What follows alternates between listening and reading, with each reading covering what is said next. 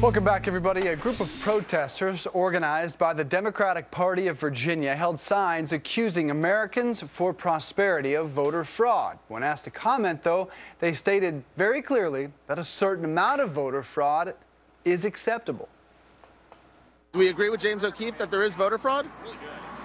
At what percentage?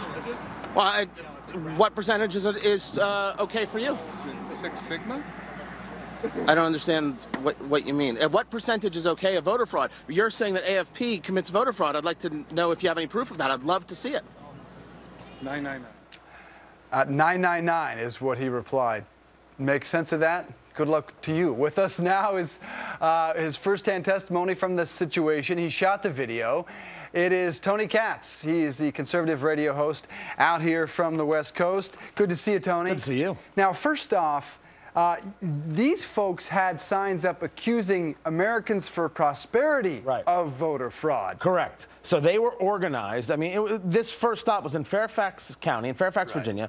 They were organized by the Virginia Democratic Party. Brian Coy, who's the communications director, was leading the way for them. And one of them had this sign that said, Americans for Prosperity, AFP supports voter fraud. So I took... Based on what? Do you have... Based on fantasy. By the way, I think the signs were made by the Democratic Party because they were collecting them at the end to bring them back. So you turned it on them with the iPhone? With this phone, and I simply said, can you prove it? Why do you have that sign?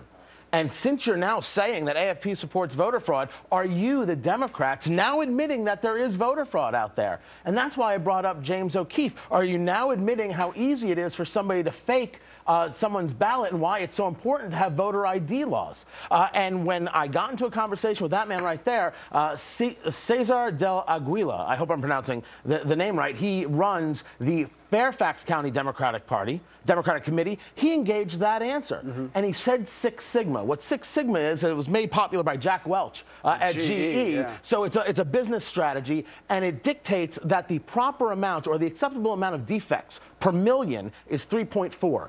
He gave an actual stat to the amount of voter fraud he's okay with. I want to know if anybody's going to ask the Democratic Party if they support voter fraud, if they're engaged in voter fraud, if they find a percentage of voter fraud acceptable, because every single American across the country, if you ask them how much voter fraud is acceptable, they'll say zero. The two lines you hear from the left regarding voter fraud are, one, the efforts to crack down on voter fraud disenfranchise, namely minorities, and two, that there's very, very little of it. Does that imply to you that some level of voter fraud is okay?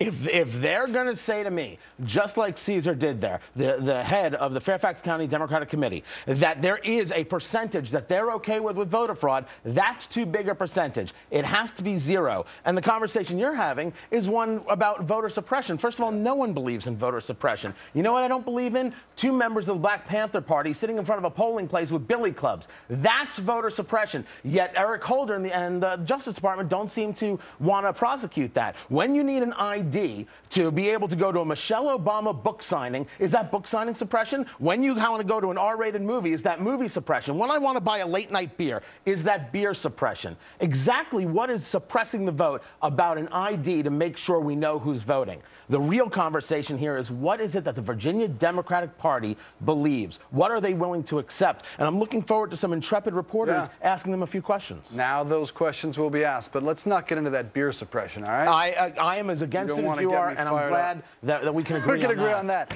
Tony